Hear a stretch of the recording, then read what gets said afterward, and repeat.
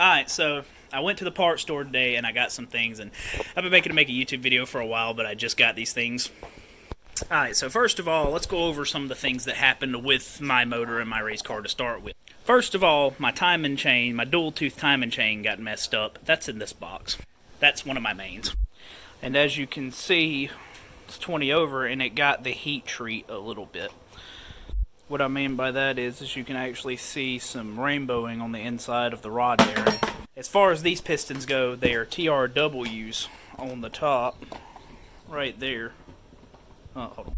There we go. It's TRWs on the top right there, as you can see. And they got the wrong fuel put in them, and I over revved them, missing third. And when it jumped timing, it's just kind of a mixture of everything that happened.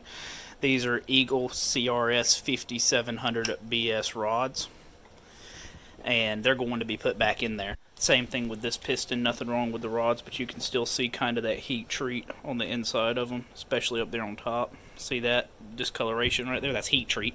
And another way to tell is if you put this up to your nose and you smell it, you can smell the burnt oil inside of it, knowing that it's been ran hot and it's been ran low on oil before. So, starting with the boxes that I have up here. These are the 20 mains. Right there. 0.020 mains for my crank. Those are my main bearings. I'm sorry, those are my rod bearings. These are my 0.20 main bearings right here.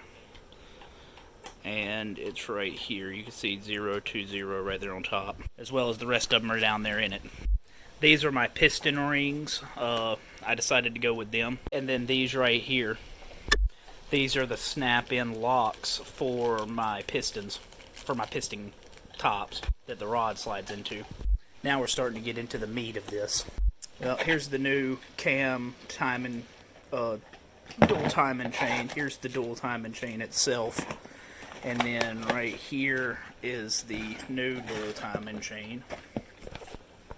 Figured I'd go on ahead and give you a side-by-side comparison of what this is supposed to look like. You can see that it has one good tooth left right there. And yeah, basically this is my dual timing chain. Now we're starting to get into the meat and gravy. It's matched weighted 84H set.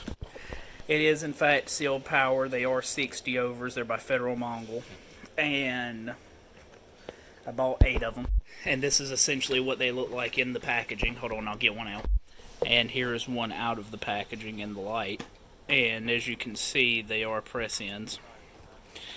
And I'm going to have to weigh them out and balance them so that way I can put them in. But I'm supposed to be able to run 93 pump gas on these, which the other ones were 110 strictly. And as you can see, it has the valve release in it.